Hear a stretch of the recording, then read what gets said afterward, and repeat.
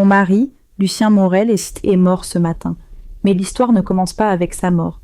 Elle commence avec la prise de conscience que j'ai passé 30 ans à aimer un fantôme.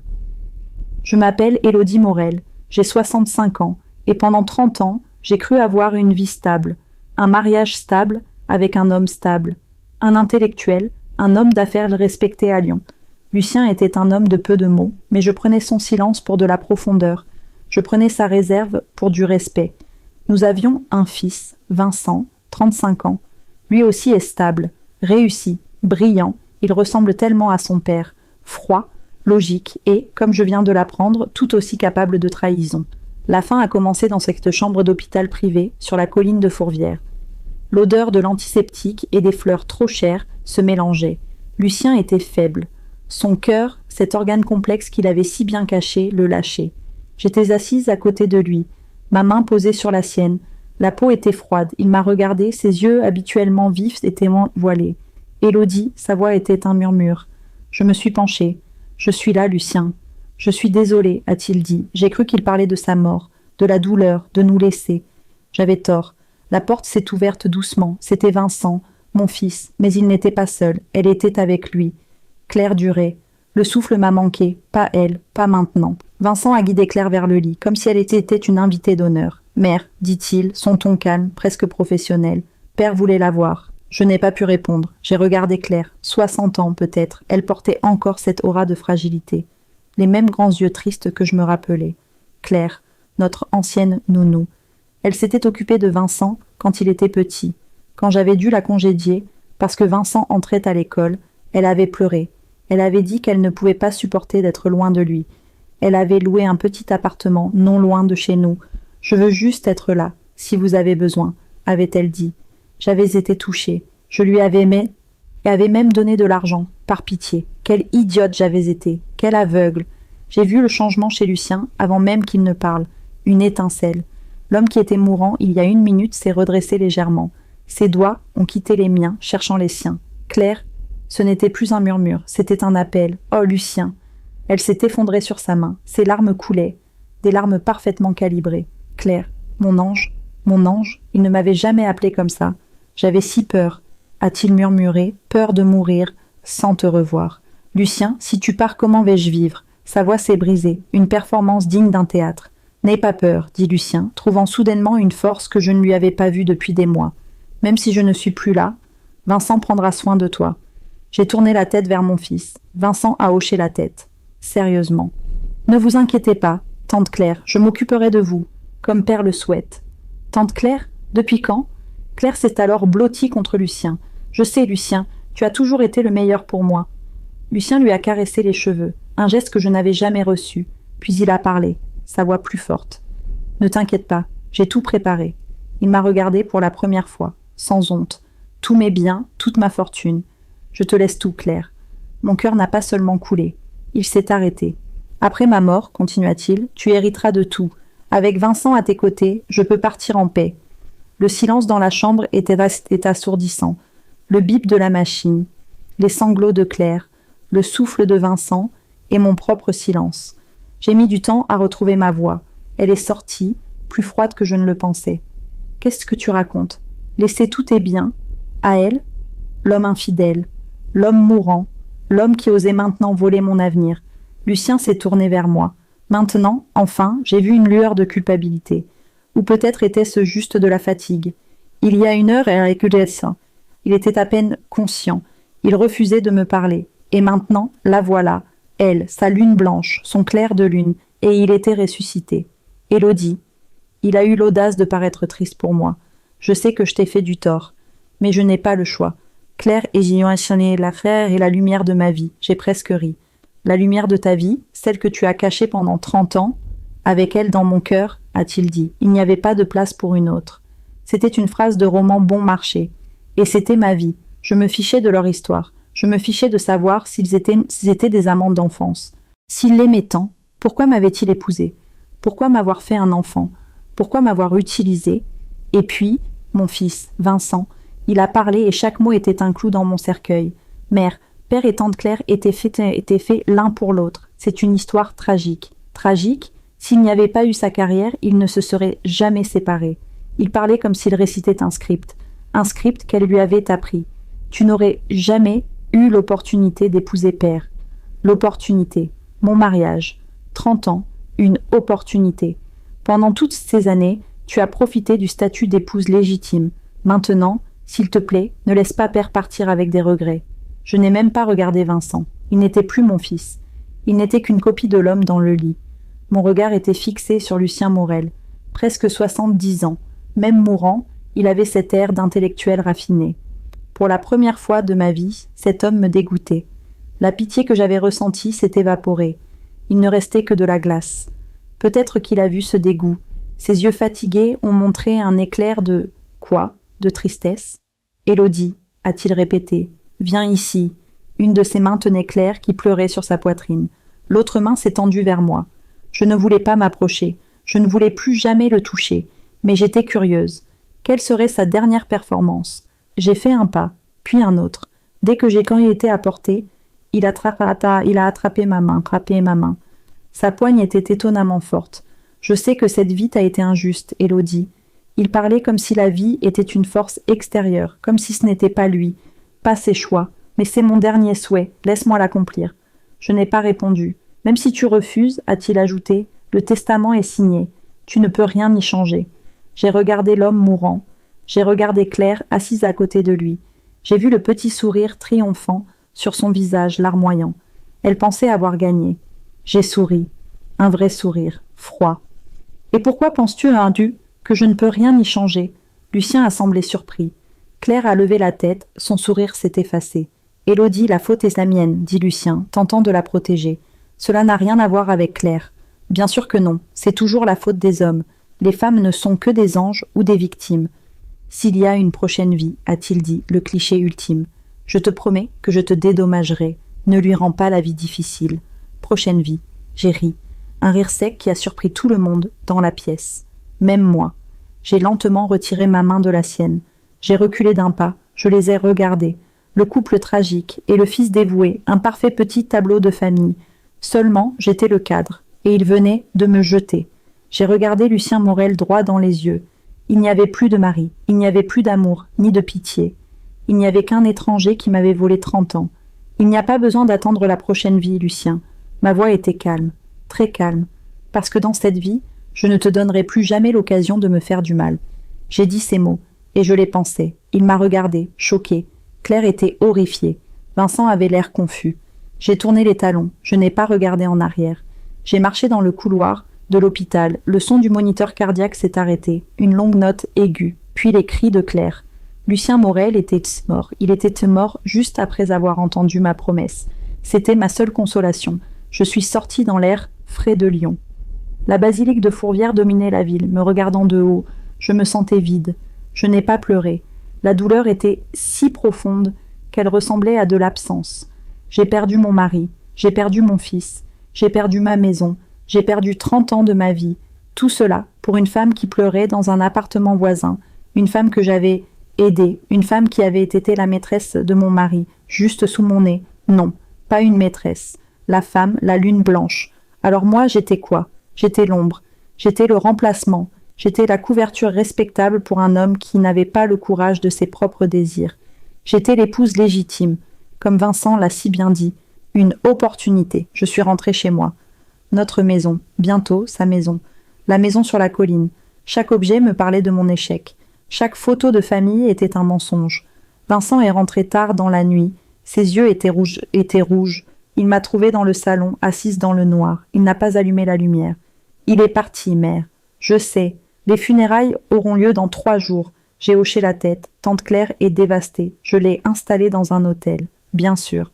Il y a eu un long silence. Je pouvais sentir sa gêne. Mère, a-t-il commencé, à propos de ce qui a été dit. Le testament et leur relation. Quoi, Vincent ? Père ne voulait pas te blesser. J'ai ri à nouveau, ce rire froid. Il a une drôle de façon de ne pas blesser les gens, alors. Il t'aimait, a-t-il dit. Mais sa voix manquait de conviction. Ne mens pas, Vincent. Pas toi. Pas maintenant. Il ne m'a jamais aimé. Il te respectait. Le respect, ai-je dit, ne consiste pas à me dépouiller de ma dignité et de ma maison sur ton lit de mort. Vincent s'est tu. Il ne pouvait pas argumenter contre cela. Il était l'homme logique de la famille. Il a fait ce qu'il pensait être juste, a-t-il finalement dit. Il devait réparer le passé. Réparer le passé en détruisant mon présent? Ce n'était pas ton présent, mère, c'était le leur. Tu as juste été au milieu. Au milieu, c'était pire que d'être un remplacement. C'était être un obstacle, un dommage collatéral. Va te coucher, Vincent. Mère, va. Nous parlerons demain, ou jamais. Il est parti. J'ai entendu ses pas lourds monter l'escalier. J'ai entendu la porte de sa chambre se fermer. Je suis restée seule dans le noir, 30 ans. Je me suis souvenue du jour de notre mariage. Lucien avait été si charmant, si distingué. Mes parents étaient si fiers. Il m'avait promis une vie de sécurité. Il a tenu sa promesse. Il m'a donné la sécurité. Mais il a gardé l'amour pour quelqu'un d'autre. Le pire, c'était Vincent, mon fils. Comment avait-elle pu l'endoctriner à ce point? Tante Claire. Quand cette mascarade avait-elle commencé? Combien de temps avait-il été amant? Depuis le début? Était-il même mon fils? Non, j'ai chassé cette pensée. Vincent avait les yeux de Lucien. Mais il avait mon menton. Il était à moi. Mais son cœur appartenait à Claire. Tout comme son père. Les funérailles étaient une farce. Une performance grandiose de deuil public. La haute société de Lyon était là. Ils me présentaient leurs condoléances. Élodie, quel courage! Il était un si grand homme. Je souriais, je hochais la tête, je jouais mon rôle. La veuve éplorée, mais mes yeux cherchaient. Atnae. Elle était là, au premier rang, à côté de mon fils. Elle portait un voile noir, elle pleurait. Oh, comme elle pleurait! Vincent la soutenait, sa main fermement sur son bras. Les gens nous regardaient. La veuve. Et là, qui? La vieille amie de la famille? Certains devaient savoir. Lyon est un village, mais personne n'a rien dit. Ils m'ont regardé avec pitié. C'était la pitié qui m'a brisée. Je ne voulais pas de leur pitié. Je voulais leur rage. Mais je n'ai rien montré. J'étais Élodie Morel, la femme stable, la femme digne, l'épouse légitime. Après l'enterrement, nous sommes retournés à la maison. Le notaire est arrivé. Maître Dubois, un vieil ami de Lucien. Il avait l'air mal à l'aise. Nous nous sommes assis dans le grand salon. Moi, Vincent et Claire Duret. Elle avait insisté pour être là. Lucien l'aurait voulu, avait dit Vincent. Maître Dubois a ouvert sa mallette. Il a sorti le document. Voici le testament de monsieur Lucien Morel. Il a commencé à lire. Les termes légaux étaient froids, impersonnels.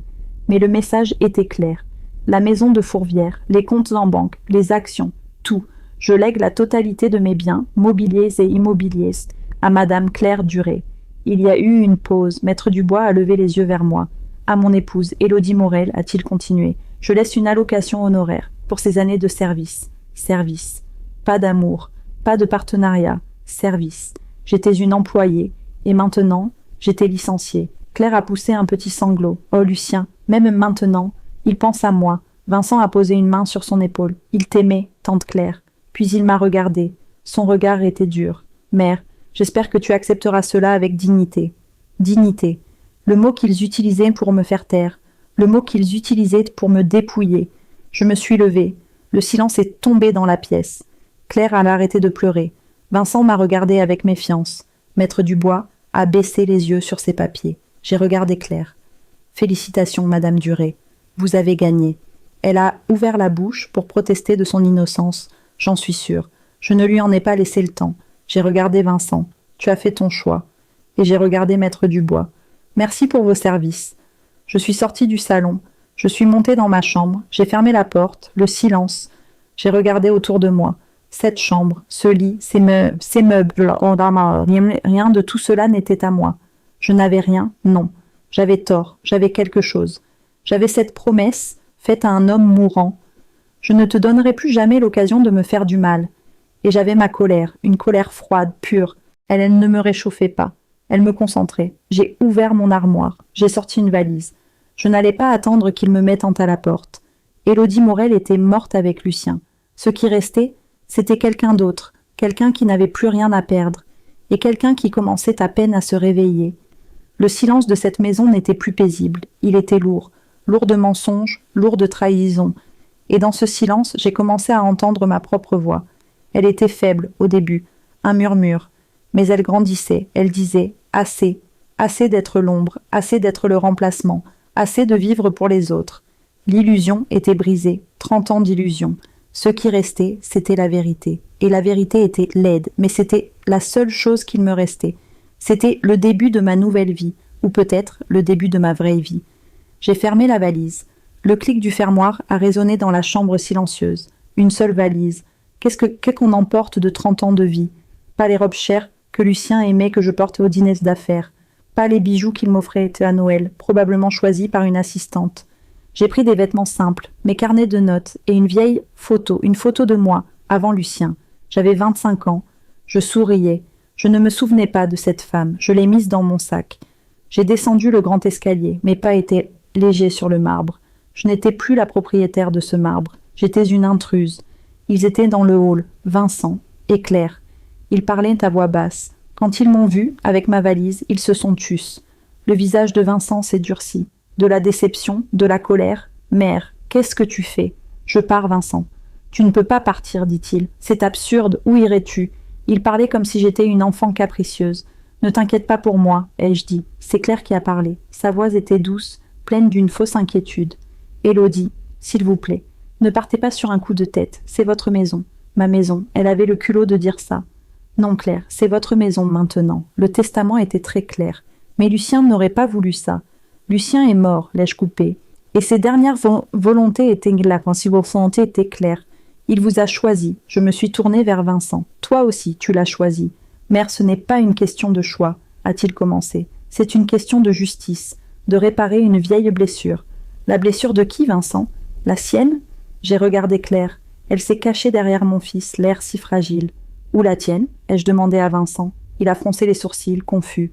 Tu as toujours cru à ces histoires. Tu étais son petit soldat, même quand tu étais enfant. C'est faux, a-t-il dit.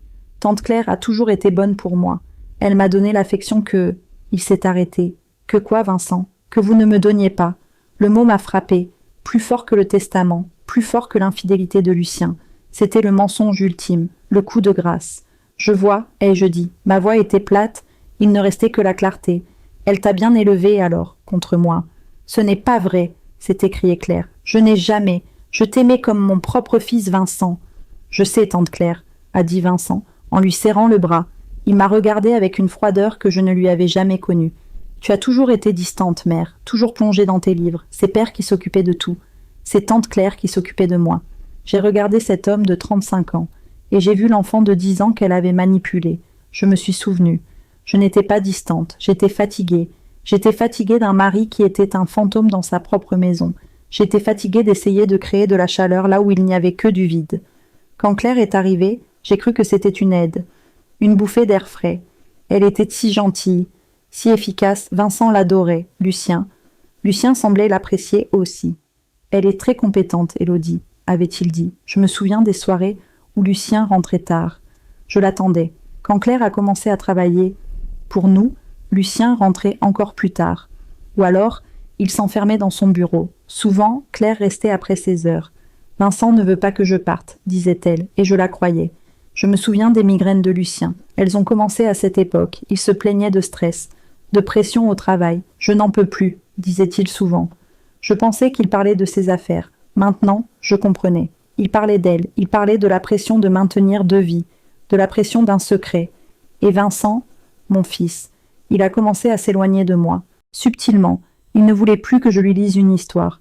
Tante Claire le fait mieux. Il ne voulait plus de mes câlins. Je suis trop grand pour ça. Et Lucien, au lieu de me soutenir, disait « Laisse-le, Élodie. Il grandit. Ils m'ont isolé. Lentement. Année après année. Ils ont construit un mur autour de moi. Et j'étais si occupée à être l'épouse parfaite, la mère parfaite, que je n'ai pas vu les briques. Maintenant, le mur était si haut que je ne les voyais même plus. J'ai regardé l'homme dans le hall. Tu as raison, Vincent. J'étais distante. Leur surprise était palpable. Ils s'attendaient à ce que je me batte, que je pleure, que je supplie. J'étais distante, ai-je répété, parce que cette maison était froide, et je ne savais pas pourquoi. J'ai regardé Claire. Maintenant, je sais qui était le radiateur. Claire a pâli. Vincent n'a pas compris. Qu'est-ce que ça veut dire? Rien, Vincent, ça n'a plus d'importance. J'ai ajusté mon sac sur mon épaule. Je vous laisse à votre deuil. J'ai marché vers la porte. Où vas-tu? A répété Vincent, sa voix trahissant une pointe de panique. Pas de l'inquiétude pour moi, de la peur. Peur que je fasse un scandale. Peur que l'image parfaite de la famille Morel ne se fissure en public. Ne t'inquiète pas, ai-je dit en ouvrant la lourde porte d'entrée.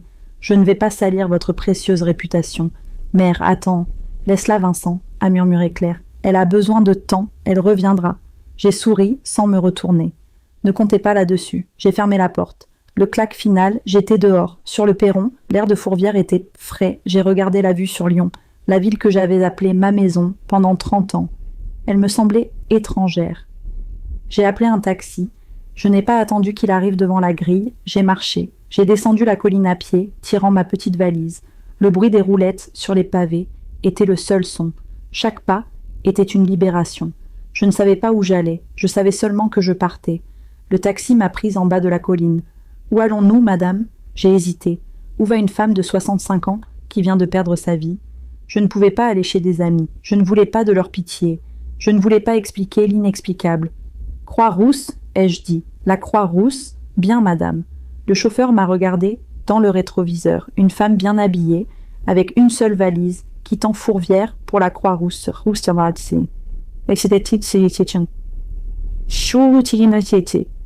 Si chute sociale visible, la Croix-Rousse, le quartier des anciens ouvriers de la soie, des Canutana,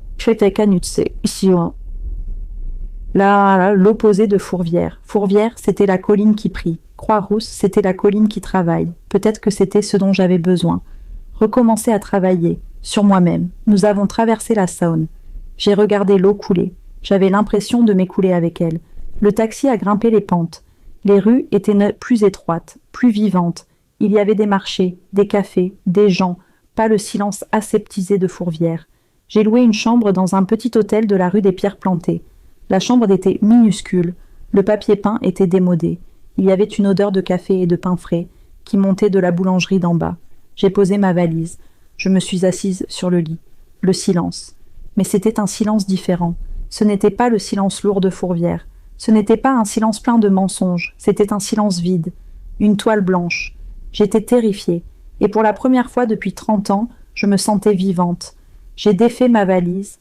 J'ai sorti la photo de moi à 25 ans. Je l'ai posée sur la table de nuit. La jeune femme me souriait. Alors, lui ai-je murmuré, « Qu'est-ce qu'on fait maintenant ?» Elle n'a pas répondu, mais ses yeux disaient, « Tout ce que tu veux. » Les premiers jours ont été un brouillard. Je marchais. Je marchais pendant des heures. Dans les traboules, ces passages secrets des canutes. Je regardais les gens. J'écoutais les conversations dans les cafés. Personne ne me connaissait. Personne ne savait que j'étais Élodie Morel, la veuve déshéritée.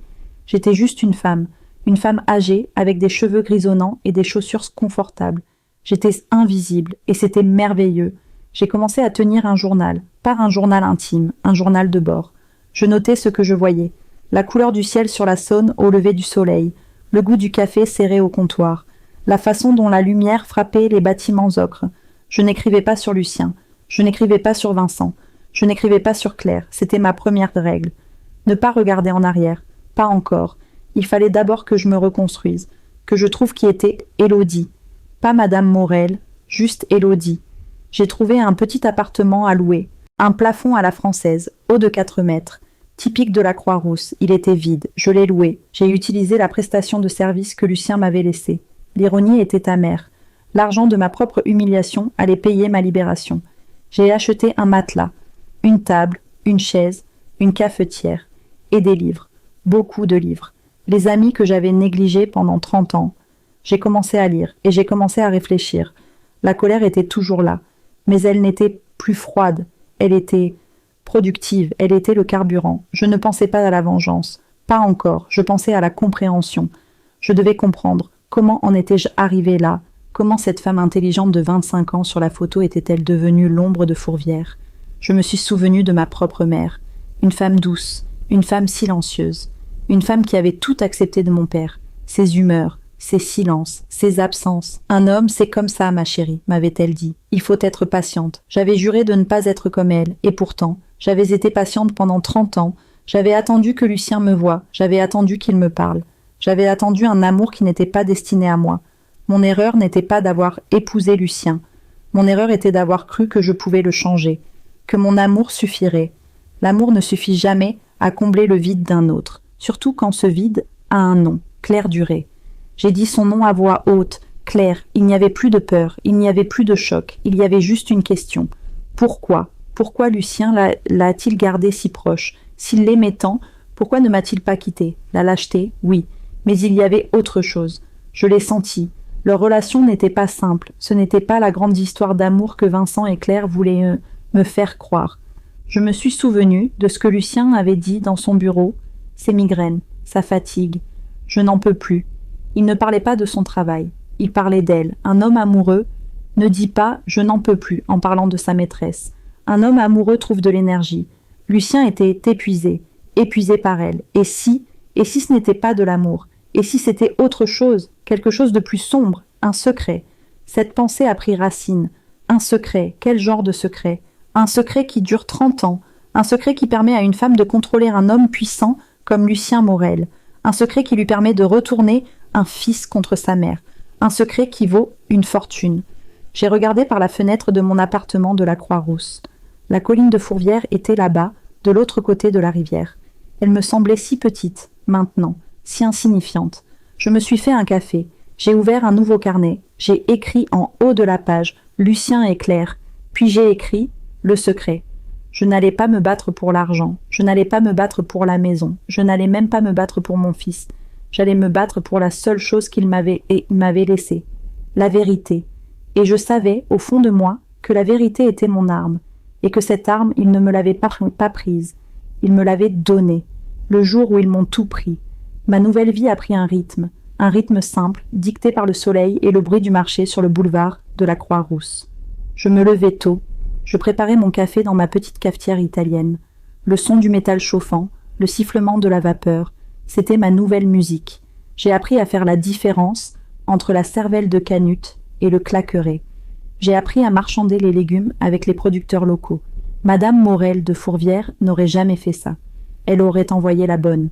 Mais Élodie de la Croix-Rousse, elle aimait ça. Elle aimait le contact avec la vie réelle, le poids d'une tomate mûre dans sa main, l'odeur de la baguette chaude. C'était réel, c'était tangible. Mon ancienne vie était devenue une abstraction, un rêve fiévreux. Les gens ne me reconnaissaient pas. Et ceux qui me reconnaissaient, les quelques connaissances de mon ancienne vie que je croisais par hasard, ils détournaient le regard.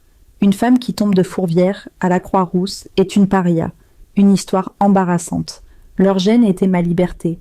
Je passais mes après-midi à la bibliothèque du quartier, ou assise à un café, sur la place de la Comédie, à regarder les gens passer. Je regardais l'Opéra de Lyon, cet étrange bâtiment, vieux et moderne à la fois. Je me sentais comme lui, une vieille structure, avec un nouveau toit, et je lisais tout ce qui me tombait sous la main. Romans, histoire, philosophie. Je nourrissais l'esprit que j'avais laissé en jachère pendant 30 ans. Pendant 30 ans, ma seule lecture avait été les menus des dîners, d'affaires et les catalogues de vente de charité. Mon téléphone a sonné un après-midi. Je ne l'utilisais presque plus. Le nom sur l'écran m'a glacé. Vincent, mon fils. J'ai regardé le nom clignoter.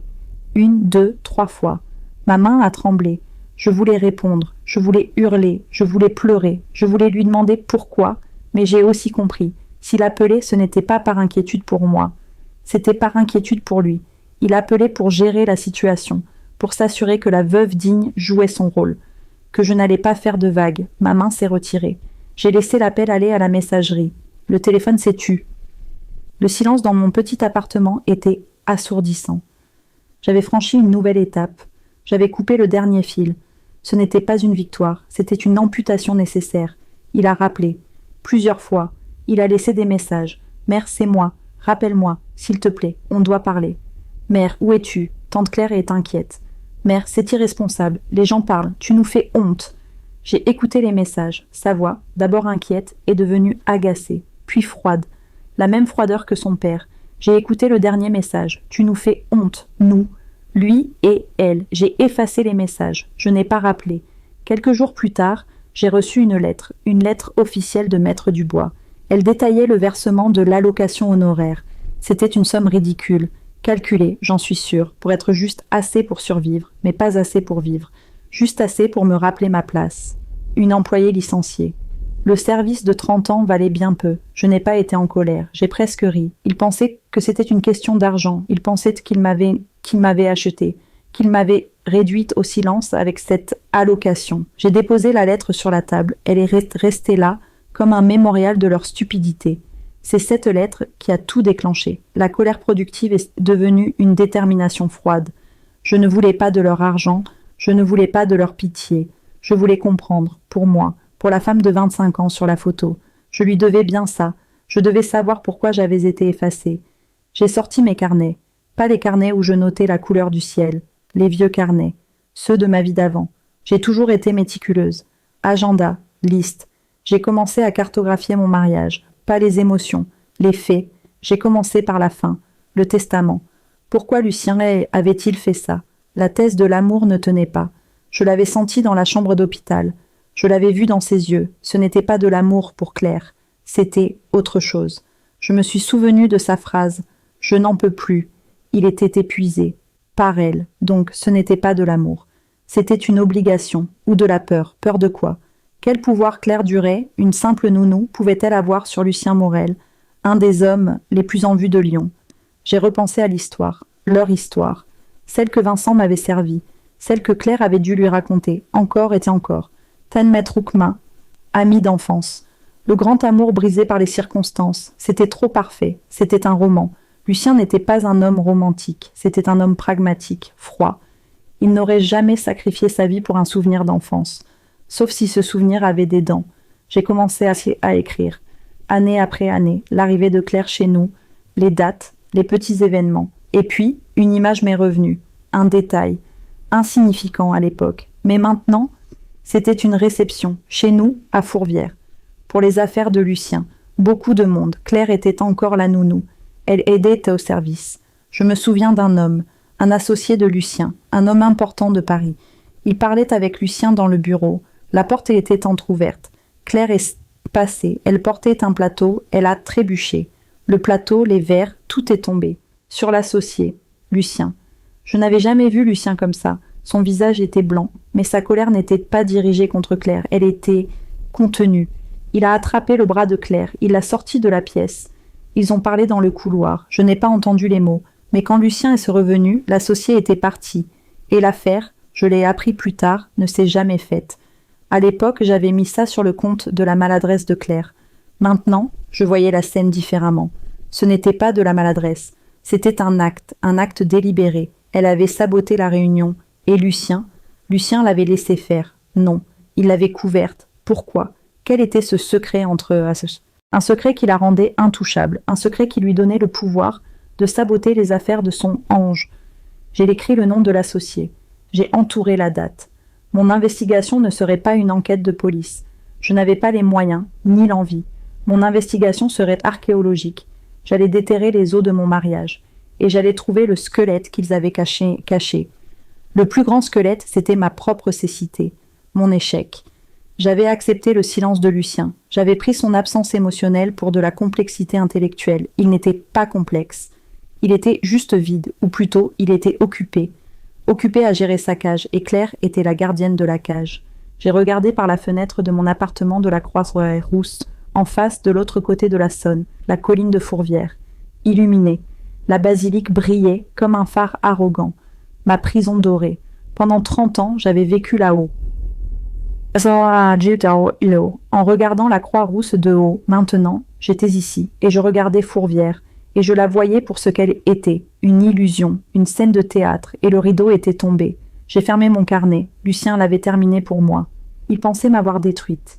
Il pensait m'avoir laissée pour morte, avec une allocation honoraire. Mais il avait fait une erreur. Il avait oublié qui j'étais avant lui. Il avait oublié la femme de 25 ans sur la photo. Cette femme n'était pas une victime. Cette femme était une combattante. Elle avait juste dormi pendant 30 ans. Maintenant, elle était réveillée et elle avait du travail. Le silence dans mon appartement n'était plus vide. Il était plein de promesses, plein de la clarté froide de la vérité. J'allais découvrir ce secret. Pas pour me venger, pas pour récupérer l'argent, pas pour regagner mon fils. J'allais le découvrir, pour être libre, pour que la prochaine fois que je regarderai mon reflet, je ne vois plus l'ombre de Lucien Morel, mais le visage d'Élodie. Juste Élodie. Les semaines sont devenues un mois, puis 2. L'automne est arrivé à Lyon. La lumière dorée sur la Saône rendait les matins brumeux. Mon appartement de la Croix-Rousse était devenu mon refuge, mon quartier général. J'avais établi une routine. Le matin, j'étais Élodie, la nouvelle habitante du quartier. Je buvais mon café au comptoir du Petit Canut. J'échangeais des banalités sur la météo. Je devenais un visage familier. Plus personne ne me regardait avec pitié. J'étais juste là.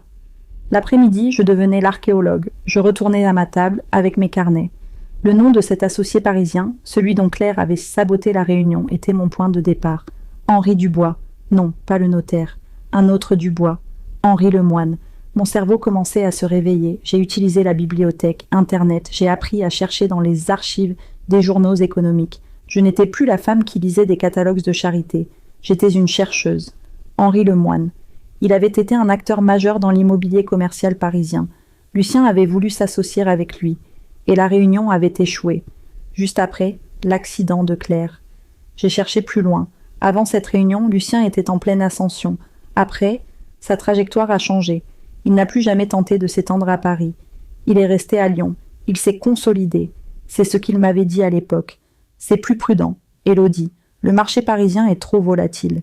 Ce n'était pas de la prudence. C'était une retraite. Claire l'avait-elle forcé à se retirer? Quel était le lien? J'ai laissé cette piste de côté pour un moment. Je me suis concentrée sur Claire Duré. Qui était-elle avant d'être tante Claire? D'où venait-elle? Je savais qu'elle venait de la campagne, près de Mâcon. C'est ce qu'elle m'avait dit, une histoire triste, une famille pauvre. Elle était venue à Lyon pour chercher du travail. Lucien l'avait trouvée, grâce à une agence. C'était l'histoire officielle. Mais je n'avais plus confiance dans l'histoire officielle. Je me suis souvenue d'une vieille boîte à photos, une boîte que j'avais failli jeter en quittant Fourvière. Je l'avais prise à la dernière minute. Je l'ai ouverte, des photos de Vincent enfant, et là, au milieu, des photos de Claire. Claire souriant à l'objectif. Claire tenant la main de Vincent. Claire dans le jardin. Et sur une photo, floue, en arrière-plan, Lucien, il la regardait. Son regard n'était pas celui d'un amant. Ce n'était pas de la tendresse, c'était de l'anxiété.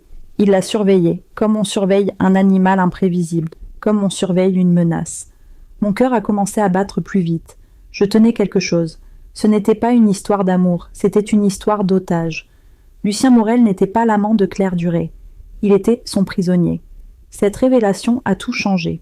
Elle a changé ma colère. La colère contre Lucien s'est transformée en pitié, une pitié froide, distante. Le pauvre homme, si brillant, si puissant et si faible, tenu en laisse par une nounou. Et ma colère contre Claire, elle s'est intensifiée. Elle est devenue pure. Ce n'était pas une rivale, ce n'était pas la lune blanche. C'était une criminelle, une manipulatrice, une extorqueuse. Et Vincent, mon fils, il n'était pas le fils déloyal, il était la victime d'un lavage de cerveau qui avait duré des décennies. Elle l'avait élevé, elle l'avait moulé, elle avait fait de lui son protecteur, son petit soldat. Elle avait volé mon mari et elle avait volé mon fils. Non, elle n'avait pas volé Lucien, elle l'avait possédé. Et maintenant, elle possédait son héritage. Et elle possédait Vincent. Je devais le prouver. Pas pour les autres, pour moi, et peut-être, un jour, pour Vincent, pour qu'il comprenne, pour qu'il se libère. Mon enquête a pris une nouvelle direction. Je ne cherchais plus une histoire d'amour. Je cherchais un crime. Quel crime? Quel était le secret originel? Le secret qui avait donné à Claire ce pouvoir absolu. Je suis retournée à Henri Lemoine. L'affaire parisienne avortée. Si Claire avait saboté cette affaire, c'est que l'affaire elle-même était une menace pour elle, ou que le moine était une menace. J'ai cherché des liens entre le moine et Claire. Rien. J'ai cherché des liens entre le moine et Lucien. À part cette tentative d'association, rien. J'ai regardé les dates. L'affaire Lemoine a eu lieu 5 ans après l'embauche de Claire. Donc elle avait déjà son pouvoir sur lui. L'affaire Lemoine n'était pas le début. C'était une conséquence, une démonstration de force de sa part. Il fallait remonter plus loin, avant son embauche. Comment Lucien l'avait-il trouvé? L'agence de placement. C'était là qu'il fallait chercher. J'ai pris le bus pour la presqu'île. Je suis allée à la vieille adresse de l'agence. Elle n'existait plus, remplacée par un magasin de vêtements. Je suis rentrée à la Croix-Rousse, découragée. J'ai regardé mes notes. Je tournais en rond. J'avais besoin de quelque chose de nouveau, un nouveau point de vue. J'ai pensé à Maître Dubois, le notaire, l'ami de Lucien, l'homme qui avait lu le testament avec tant de malaise. Il savait, il devait savoir. Il était l'ami de Lucien. Il était le gardien de ses secrets légaux. Mais il ne me parlerait jamais. J'étais la veuve déshéritée. J'étais l'ennemie. Et puis, un matin, alors que je buvais mon café, j'ai eu une idée simple. Si je ne pouvais pas aller à la montagne, je devais faire venir la montagne à moi, ou du moins la faire bouger. Je devais créer une fissure dans la forteresse que Claire avait construite. Je devais la rendre nerveuse. Comment rendre nerveuse une femme qui pense avoir tout gagné? En lui montrant qu'elle n'a pas tout gagné, en lui montrant que je n'étais pas vaincue. Je n'avais pas appelé Vincent. Je n'avais pas contesté le testament. J'avais disparu. Pour eux, j'étais une non-entité, une femme brisée, vivant de son allocation. Ils devaient en penser que j'étais inoffensive. C'était mon avantage. Je devais redevenir visible, mais pas comme une victime, comme une menace. J'ai utilisé l'argent de l'allocation. J'ai pris rendez-vous chez un coiffeur cher sur la presqu'île. Pas le genre d'endroit où Élodie de la Croix-Rousse irait, mais le genre d'endroit où Madame Morel avait l'habitude d'aller. J'ai fait couper mes cheveux, très courts. J'ai arrêté de les teindre il y a des années. Ils étaient gris, argentés. La coupe courte les rendait chic, moderne. J'ai acheté une nouvelle tenue, pas une robe de veuve, un pantalon bien coupé, une veste structurée, couleur anthracite, simple, élégant. Puis, j'ai fait la chose la plus difficile. Je suis retournée à Fourvière. Pas à la maison. Je suis allée au restaurant, un restaurant très en vue, là où Lucien avait l'habitude de déjeuner, là où tout Lyon se retrouvait. Je suis entrée, seule. J'ai demandé une table pour une. Le maître d'hôtel m'a reconnue. Son choc était visible. Madame, Morel. Bonjour, Jean, ai-je dit calmement. Une table pour une, s'il vous plaît, près de la fenêtre. Il m'a installée. Le silence est tombé dans la salle. Les conversations se sont arrêtées. Tous les yeux étaient sur moi. La veuve déshéritée, la femme qui avait disparu. Elle était là, seule, et elle n'avait pas l'air brisée. Elle avait l'air forte. J'ai commandé un verre de vin blanc, incongrueux. J'ai commandé le plat du jour. J'ai mangé lentement. J'ai savouré chaque bouchée. Je savais qu'il me regardait, mais je savais que le téléphone arabe commencerait avant même que j'aie fini mon café. Tu as vu qui est là? Élodie Morel. Elle a l'air changée. Elle est seule. Elle a l'air si calme. C'était exactement ce que je voulais. Je n'ai pas fait de scène. Je n'ai parlé à personne. J'ai juste été là. J'ai payé l'addition. J'ai laissé un pourboire généreux. J'ai marché lentement. Je savais que la nouvelle arriverait aux oreilles de Vincent et donc de Claire avant la fin de la journée. Le message était envoyé. Je ne suis pas morte. Je ne suis pas brisée. Je suis là. Et je n'ai pas peur. La première fissure. Je suis rentrée à la Croix-Rousse. Je me sentais épuisée. Jouer ce rôle m'avait coûté toute mon énergie. Mais je savais que c'était nécessaire. Le soir, mon téléphone a sonné. Numéro inconnu. J'ai décroché. Silence. Puis une respiration que je connaissais. Mère? La voix de Vincent. Hésitante. Bonjour Vincent. J'ai gardé ma voix neutre. Calme. Où es-tu? Les gens disent qu'ils t'ont vu. Je déjeunais, Vincent. C'est un crime? Non, mais pourquoi tu ne réponds pas à mes appels? Tante Claire et moi, Vous quoi, Vincent? Vous étiez inquiet? Bien sûr. Sa voix sonnait faux. Ne t'inquiète pas pour moi, Vincent. Je vais très bien. Mais où vis-tu? Qu'est-ce que tu fais? La location te suffit? Il s'inquiétait pour l'argent. Il s'inquiétait que je sois à la rue, que je leur fasse honte. Je me débrouille, ai-je dit. Mère, reviens à la maison. On ne peut pas te laisser comme ça. Reviens à la maison. La maison. Sa maison. Quelle maison, Vincent? La maison de Claire? Il y a eu un silence. C'est notre maison, a-t-il dit sur la défensive. Père l'aurait voulu. Père est mort, Vincent, et je ne reviendrai pas. Mais pourquoi? Qu'est-ce que tu essaies de faire? Je vis ma vie, Vincent, c'est tout. Tu devrais essayer, toi aussi. Qu'est-ce que ça veut dire? Ça veut dire que tu devrais arrêter de t'inquiéter pour moi. Occupe-toi de tante Claire. J'ai mis une légère emphase sur le mot. Il l'a senti. Elle n'est pas bien, mère. La mort de père. Et ton départ, c'est dur pour elle. Vraiment, elle a pourtant tout ce qu'elle voulait, la maison, l'argent et toi. Ce n'est pas une question d'argent, a-t-il crié. C'est une question d'amour, un amour que tu n'as jamais compris. Le même refrain, le script qu'elle lui avait appris. Tu as raison, Vincent, je ne l'ai jamais compris. Mais je commence à apprendre. Qu'est-ce que tu apprends? La vérité. Un autre silence. Plus long, cette fois. Je ne sais pas de quoi tu parles, a-t-il dit, sa voix plus basse. Si, tu le sais, au fond de toi. Tu as juste trop peur de regarder. Mère, arrête ça. Quoi que tu prépares, ça ne ramènera pas père. Ça ne changera pas le testament. Je ne veux pas changer le testament, Vincent. Je ne veux pas de l'argent. Alors, qu'est-ce que tu veux? Je te l'ai dit, la vérité. J'ai raccroché. Je n'ai pas claqué le téléphone. J'ai juste appuyé sur le bouton. Fin de la conversation. Je tremblais. Mais j'avais tenu bon. Le message était passé. Pas seulement à Lyon. Directement à l'ennemi. Maintenant, ils n'étaient plus inquiets. Ils étaient nerveux. Claire Duré savait que je n'étais pas une victime brisée. Elle savait que je cherchais quelque chose. Et une personne qui a des secrets, n'aime pas qu'on cherche, elle allait faire une erreur, j'en étais sûre. Il me suffisait d'attendre et de continuer à creuser. Le silence qui a suivi mon appel avec Vincent était lourd, j'avais coupé le lien, mais j'avais aussi lancé une pierre dans l'eau stagnante de leur nouvelle vie. Les ondulations allaient se propager, je le savais. Claire Duré n'était pas une femme stupide. Elle était une tacticienne. Elle avait passé 30 ans à mener une guerre secrète. Elle avait gagné. Mais ma réapparition, calme et seule, dans ce restaurant de Fourvière, mon refus de pleurer, de supplier, de disparaître docilement, c'était une variable qu'elle n'avait pas prévue. Elle avait prévu une veuve éplorée. Elle avait prévu une femme brisée, facile à gérer, facile à écarter, avec une allocation. Elle n'avait pas prévu moi. Cette nouvelle Élodie, elle allait réagir, elle n'allait pas rester inactive. Elle allait utiliser son arme la plus puissante. Vincent, je m'y attendais.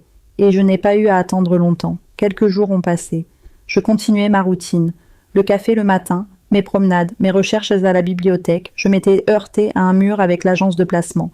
L'affaire Lemoine était une piste froide, une simple démonstration de son pouvoir, pas sa source. Je devais trouver la source, le secret originel. Mon esprit revenait sans cesse à Maître Dubois, le notaire, l'ami de Lucien, l'homme qui n'avait pas levé les yeux en lisant années de service. Il y a le secret professionnel, bien sûr, il ne parlerait jamais. Mais il y a aussi la conscience. Il était l'ami de Lucien. Savait-il que Lucien était un prisonnier? Ou croyait-il aussi à la grande histoire d'amour? S'il était vraiment l'ami de Lucien, il devait connaître la vérité. Il devait savoir que Lucien était épuisé. Peut-être même que Lucien s'était confessé à lui. Comment puis-je me libérer, mon vieil ami? Mais comment atteindre un homme comme Dubois? Il était aussi fortifié que la basilique de Fourvière. Pendant que je réfléchissais à cela, la contre-attaque de Claire a eu lieu. Ce fut un appel de Vincent. Son ton n'était plus hésitant. Il n'était plus inquiet. Il était en colère. Une colère froide, presque récitée. « Mère, j'ai essayé d'être patient. » Sa voix était dure. « Bonjour, Vincent. »« Arrête ça. Arrête tes jeux. Tante Claire est à l'hôpital. Mon cœur a manqué un battement. Non, pas ça. Qu'est-ce qui s'est passé?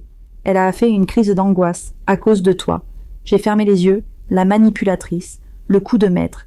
Elle était passée de l'offensive, la colère, à la défensive, la victime ultime. À cause de moi, Vincent, je n'ai fait que déjeuner en ville. Ce n'est pas ce que tu as fait, c'est ce que tu as dit, la vérité. Tu la tourmentes, tu la harcèles, tu salis la mémoire de père. Je n'ai pas parlé à Claire, Vincent. Tu n'as pas besoin. Elle le sent. Elle sent ta haine. Elle est si fragile, mère. Elle a tout perdu. Elle a perdu l'homme de sa vie. Elle n'a rien perdu, pensais-je. Elle a tout gagné. Et maintenant, elle doit s'inquiéter pour sa sécurité, pour sa maison. Ah, nous y voilà. La maison. Elle s'inquiète pour la maison? Le testament est clair, non? Il l'est, dit-il. Mais tu crées des problèmes. Tu fais parler les gens. Tu refuses de signer les papiers. Quels papiers, Vincent? Les papiers de renonciation, pour clarifier la situation, pour que Claire puisse enfin être en paix. J'ai failli rire. C'était donc ça. Mon apparition publique n'avait pas seulement effrayé Claire, elle avait déclenché sa cupidité. Elle ne voulait pas seulement la maison. Elle voulait une assurance. Elle voulait ma signature. Elle voulait que je signe ma propre défaite, que je légalise mon effacement. Je ne signerai rien, Vincent. Pourquoi? A-t-il explosé. Tu as dit que tu ne voulais pas de l'argent. Tu as menti. Je ne veux pas de l'argent, mais je ne signerai pas un mensonge. Quel mensonge? Le testament est la volonté de père. Est-ce que c'est le cas, Vincent? Vraiment? Ou est-ce que la volonté de Claire? Un silence glacial. Tu es cruel, a-t-il murmuré. Je ne te reconnais plus. C'est drôle, ai-je dit, ma voix tout aussi froide. Moi non plus, je ne te reconnais plus. L'enfant que j'ai élevé n'aurait jamais cru une actrice de seconde zone avant sa propre mère. Ne l'insulte pas. Je n'insulte personne, je constate. Elle est à l'hôpital, dis-tu? Très bien, j'espère qu'elle se rétablira. Tu ne vas même pas venir la voir? Il était sincèrement choqué. Il s'attendait à ce que je me précipite, que je m'excuse. Non, Vincent, je n'irai pas voir la femme qui a détruit ma famille. C'est toi qui détruis la famille, maintenant, avec ton entêtement. Passe-lui le bonjour de ma part, ai-je dit, et dis-lui que je ne signerai pas. Dis-lui aussi que je suis très intéressée par l'histoire de Monsieur Lemoine, l'associé de Paris. J'avais lancé l'appât, un nom, juste un nom, un silence de mort, plus long que les autres. Je ne sais pas de qui tu parles. Sa voix avait changé, la colère avait disparu. Il y avait de la confusion, peut-être un peu de peur. Demande-lui, Vincent, demande à tante Claire, qui est Henri Lemoine,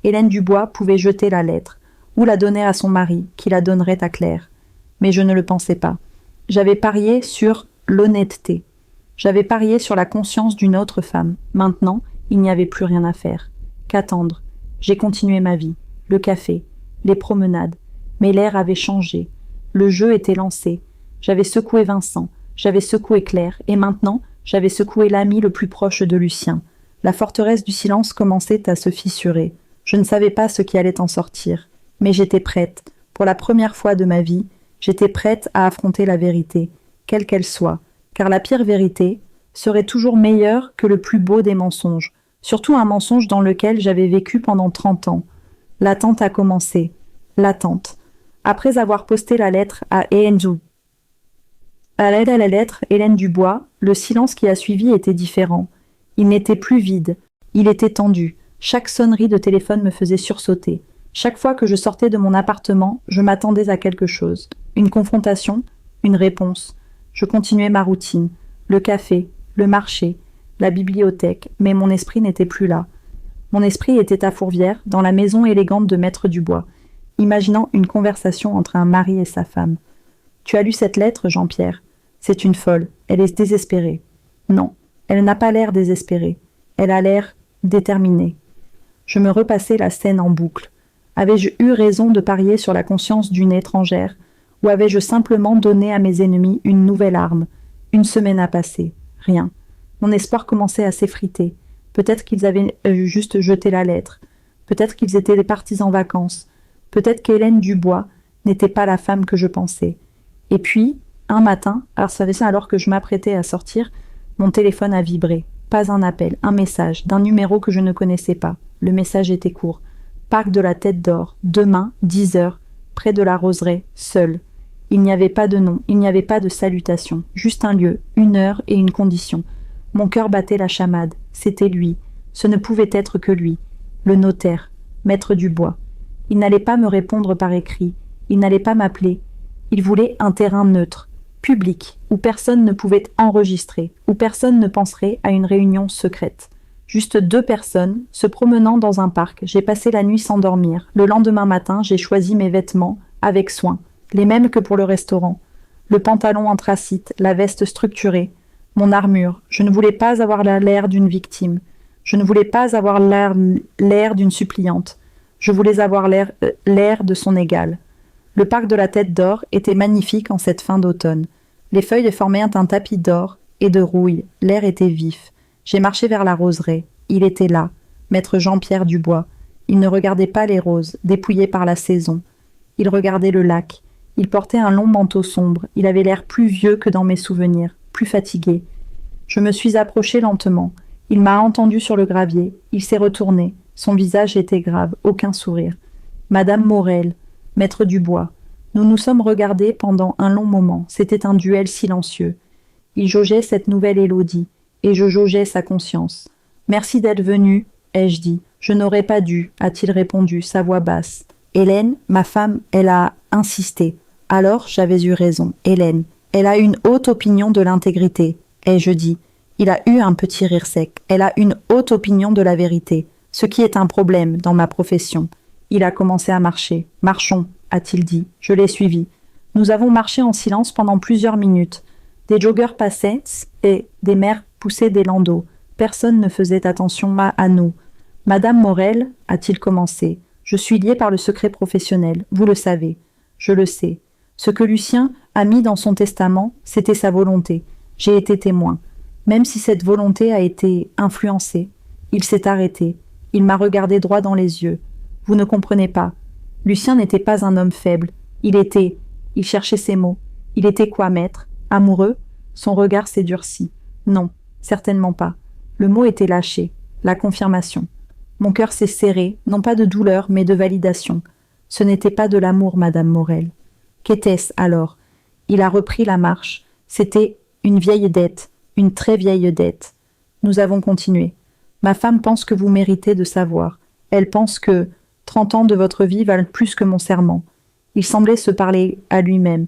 Elle a tort d'un point de vue légal, mais d'un point de vue humain, il a soupiré, un soupir qui semblait venir de loin. Je ne peux pas vous dire le secret, je ne peux pas vous donner les détails, ce serait une faute professionnelle grave. Alors pourquoi être venu, ai-je demandé, ma voix plus dure que je ne le voulais. Parce que Lucien était là mon ami, a-t-il dit, s'arrêtant à nouveau. Et je l'ai vu dépérir, j'ai vu cet enchevêtrement, le consumait, et il n'a rien fait. L'enchevêtrement, ai-je répété. Vous parlez de Claire Durée.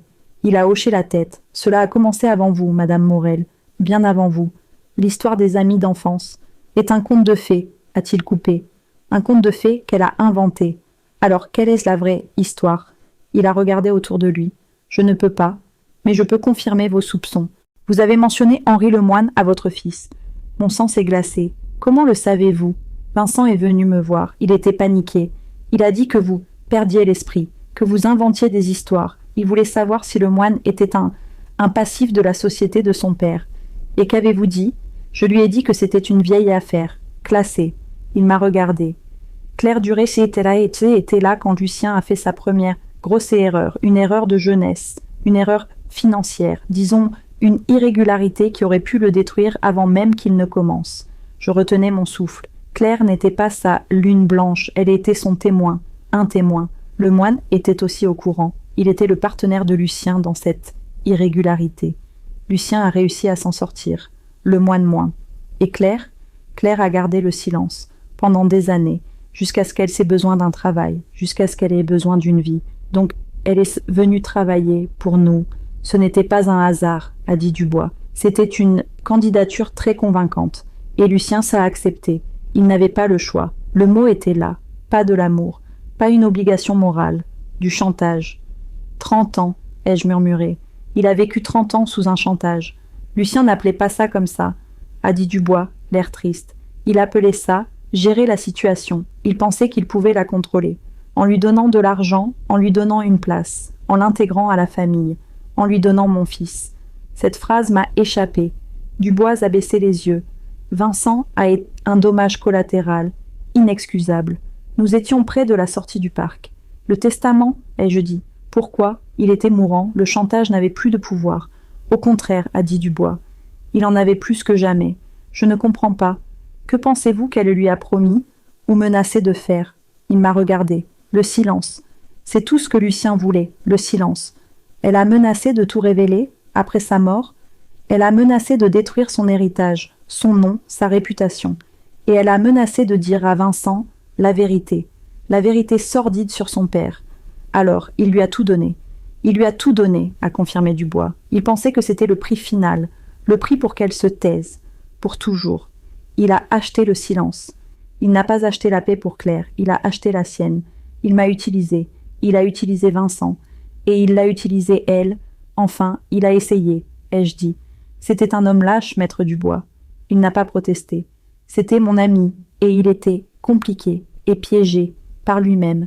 Il s'est arrêté à la grille. Je vous ai dit tout ce que je pouvais, plus que je n'aurais dû. Pourquoi? Ai-je demandé. Parce que ma femme avait raison. 30 ans, c'est un prix trop élevé à payer pour le secret d'un autre. Il m'a regardé une dernière fois. Ne dites à personne que nous avons parlé, surtout pas à Vincent. Il est complètement sous son emprise. Je sais. Et Madame Morel, oui? Ne sous-estimez pas Claire Durée. Elle n'est pas seulement avide. Elle est désespérée. Et une personne désespérée est dangereuse. Il a boutonné son manteau. Je vous souhaite bonne chance. Il est parti. Il a traversé la rue et a disparu dans la circulation. Je suis restée là, immobile. Le vent d'automne me glaçait le visage. Les cendres de la vérité, elles étaient plus amères que je ne l'avais imaginé. Lucien, le lâche. Il n'avait pas seulement été victime de chantage, il avait activement participé à la construction de la prison. Il avait fait de moi la gardienne. Il avait fait de Vincent un otage. Et il avait payé la rançon finale avec mon héritage. Tout ça pour sauver son nom, sa réputation. Je suis retournée à la Croix-Rousse, mais je n'étais plus la même femme. Je savais le quoi, le chantage. Je ne savais pas encore le comment exact. Je ne connaissais pas les détails de cette irrégularité, mais je savais une chose. Le combat n'était pas fini, il ne faisait que commencer. Je n'étais plus en colère contre un fantôme. Je n'étais plus triste pour un amour perdu. J'étais lucide, et ma lucidité était une arme. Claire Durée n'était pas une lune blanche, c'était une maître chanteur, et je savais comment on traite les maîtres chanteurs. On ne les paie pas, on les expose. Je suis rentrée à la Croix-Rousse. Le bruit de mes pas dans l'escalier de mon immeuble était la seule chose que j'entendais. L'air vif du parc s'était dissipé. J'ai ouvert la porte de mon appartement. La lumière d'automne entrait par la haute fenêtre. D'habitude, cette lumière me réconfortait. Aujourd'hui, elle semblait clinique, comme si elle éclairait une salle d'opération. Je me suis assise à ma table, je n'ai pas fait de café. Je suis restée là, immobile. Les mots de maître Dubois résonnaient. Chantage, témoin, irrégularité. Ce n'était pas de l'amour. Il n'avait pas le choix. 30 ans, ma vie, mon mariage, mon fils. Tout cela n'était qu'une longue, misérable négociation d'otages. Et je n'étais même pas l'otage. J'étais le décor. J'étais la façade respectable, le bouclier humain que Lucien utilisait pour paraître normal. La femme stable de l'homme d'affaires stable, pendant qu'à l'intérieur il était dévoré. La colère que j'avais ressentie à l'hôpital, c'était une colère chaude, une colère de trahison. Celle-ci était différente, c'était une colère froide, une colère lucide. Ce n'était même plus de la colère, c'était du mépris. Un mépris profond pour cet homme, Lucien Morel, que j'avais cru si complexe, si profond, dans ses silences. Il n'était pas profond, il était creux, un lâche. Un homme qui, pour sauver sa propre réputation, une réputation basée sur un crime de jeunesse, avait sacrifié non seulement ma vie, mais celle de son propre fils. Il avait laissé Claire Duré, la maître chanteur, élever son fils. Il lui avait permis de verser son poison dans l'oreille de Vincent, jour après jour. Ta mère est froide, Ton père est incompris. Je suis la seule qui vous aime vraiment. Il avait regardé ce lavage de cerveau se produire. Il l'avait laissé se produire. Parce que c'était le prix de son silence. La pitié que j'avais eue pour Vincent s'est transformée en une douleur aiguë. Il n'était pas seulement un fils déloyal, il était une victime, la principale victime. Il était l'otage, le vrai, élevé par sa geôlière, programmé pour la protéger, programmé pour la défendre, même contre sa propre mère. Et maintenant, elle avait tout, la maison, l'argent et le fils. Elle avait gagné. Elle avait gagné grâce à un crime. Et elle continuait de gagner chaque jour où Vincent la regardait avec amour et je me regardais avec haine. Je me suis levée, j'ai regardé par la fenêtre, Fourvière, là-bas, la colline qui prie, quelle ironie. J'ai su à cet instant que je ne pouvais pas laisser les choses ainsi. Ce n'était plus une question d'argent, ce n'était plus une question de dignité pour moi, c'était devenu une question de justice, ou du moins de vérité. Pas la vérité pour le monde, la vérité pour Vincent. Maître Dubois avait dit « Ne le dites pas à Vincent, il est sous son emprise ». Il avait raison, je ne pouvais pas lui jeter la vérité à la figure. Ton père était un criminel et ta tante Claire est une maître chanteur qui l'a détruit. Il ne me croirait jamais. Il me haïrait encore plus. Il la défendrait. Il la préviendrait. Non. Je ne pouvais pas utiliser un marteau. La forteresse qu'elle avait construite autour de lui était trop épaisse. Je devais trouver une fissure. Je devais utiliser un scalpel. Je ne pouvais pas lui dire la vérité. Je devais l'amener à la trouver lui-même. Je devais planter une graine de doute, une question si simple, si logique qu'il ne pourrait pas l'ignorer, une question qui viendrait ébranler le conte de fées qu'elle lui avait raconté. J'ai pris mon téléphone, j'ai cherché son numéro, j'ai appuyé, la sonnerie, une fois, 2 fois. Il a décroché. Allô ? Sa voix était méfiante. Vincent, c'est mère. Un long silence, puis fatigué. Qu'est-ce qu'il y a ? Tante Claire est encore très faible. L'histoire de Lemoine, là. Je veux te voir, l'ai-je coupé. Ma voix était calme, inflexible. Je ne pense pas que ce soit une bonne idée, mère. L'ambiance ? Pas chez toi, pas chez moi. Où alors ? Un café, au bord du Rhône, le café des Berges, dans 1 heure. Mais pourquoi ? De quoi veux-tu parler ? De rien, je veux juste te poser une question. Tu ne peux pas me la poser maintenant ? Non, dans 1 heure, Vincent. J'ai raccroché. Pour la première fois depuis des décennies, je contrôlais la conversation. J'ai mis ma veste, mon armure. Je n'ai pas regardé la photo de moi à 25 ans, je n'en avais plus besoin, je savais qui j'étais. Le café était presque vide. Le Rhône coulait, gris et puissant, à côté de nous. J'étais assise à une table extérieure, sous un radiateur chauffant. Je l'ai vu arriver. Il marchait vite. Il avait l'air contrarié. Il avait l'air comme son père. Stressé. Il s'est assis en face de moi sans enlever son manteau. Je n'ai pas beaucoup de temps, mère. Tante Claire, comment va sa crise d'angoisse ? Ai-je demandé d'un ton neutre. Il a rougi de colère. Comment peux-tu être si insensible ? Elle souffre. Elle a perdu l'amour de sa vie. Vraiment ? Oui, vraiment. C'est ce que tu ne veux pas comprendre. Il s'aimait. Je suis venue ici pour te poser une question, Vincent. Pas pour me disputer. J'ai bu une gorgée de mon café. Il m'a regardé, méfiant. Il s'attendait à des larmes, à des reproches. Il n'a eu que mon calme. Et cela le déstabilisait plus que tout. « Vas-y », a-t-il dit. J'ai posé ma tasse. Je l'ai regardé, pas le fils qui m'avait trahi. J'ai regardé l'enfant qui avait été volé. « Vincent », ai-je dit, ma voix douce mais précise. « Tu es un homme intelligent, un homme d'affaires. Tu comprends la logique, tu comprends les chiffres. Où veux-tu en venir ? Tu m'as dit, nous avons tous entendu, que tante Claire était la lune blanche de ton père, le grand amour de sa vie, la femme qu'il avait toujours voulu. C'est la vérité, a-t-il affirmé, mais avec une légère hésitation. D'accord ? Alors, voici ma question. J'ai fait une pause. Pourquoi ? Pourquoi quoi ? Pourquoi est-ce qu'une femme, la lune blanche, le grand amour de la vie d'un homme riche et puissant, a-t-elle eu besoin d'une allocation ? Vincent a froncé les sourcils. Quoi ? Pourquoi a-t-elle eu besoin d'argent, Vincent ? Pendant 30 ans. C'était père qui prenait soin d'elle, parce qu'il l'aimait. L'amour, ai-je dit, ne se manifeste pas par une allocation, comme pour une employée. Quand on aime quelqu'un, on partage tout. On l'épouse, on vit avec. Il ne pouvait pas. À cause de toi, à cause de moi, ou parce qu'il ne le voulait pas. J'ai continué avant qu'il ne puisse répondre. Deuxième question, pourquoi est-ce que ton père, cet homme brillant, cet homme que tu admirais, était-il si fatigué ? Il travaillait dur. Non, pas cette fatigue-là. Il était épuisé. Épuisé, Vincent. Je l'ai vu pendant des années, et je sais maintenant, il était toujours au plus mal, juste après l'avoir vu, juste après une visite de tante Claire. C'est faux, a-t-il dit, mais sa voix a flanché. Il le savait. Il l'avait vu aussi. L'amour ne rend pas les gens épuisés, Vincent. Il leur donne de l'énergie. Il les inspire. J'ai posé mes mains sur la table. Qu'est-ce qui l'épuisait à ce point ? Qu'est-ce qui l'a forcé à lui donner de l'argent pendant 30 ans pour la garder ? Où ? Proche ou à distance ? Arrête, a-t-il murmuré. Elle t'a raconté un conte de fées, Vincent, sur l'amour tragique. Mais la réalité est beaucoup plus simple. Tu es juste amère, a-t-il craché. Tu es jalouse. J'étais jalouse, ai-je admis, quand je pensais qu'il l'aimait. Mais je n'ai plus besoin d'être jalouse. Je me suis levée. Il m'a regardée, paniquée. C'est tout ? Tu m'as fait venir pour ça ? Oui, j'ai posé quelques pièces sur la table pour mon café. Je ne veux pas de l'argent, Vincent. Je ne veux pas de la maison. Je te l'ai déjà dit. Je l'ai regardé. J'ai juste besoin de ma dignité. Et je pense que tu devrais commencer à chercher la tienne. J'ai tourné les talons. Je n'ai pas regardé en arrière. J'ai marché le long du Rhône. Le vent était froid, mais je ne le sentais pas. Les cendres de la vérité étaient amères. Mais elle m'avait réveillé, ça a été, c'est marrant, laissé Vincent seul à la table, seul avec mes questions, seul avec les premières fissures dans la grande illusion de sa vie, le mien et le sien. Je n'ai pas suivi Vincent. Je l'ai laissé là, sur la berge du Rhône, seul avec le fantôme de son père et les questions que je lui avais données. Des questions pires que des accusations, parce qu'une accusation peut être niée.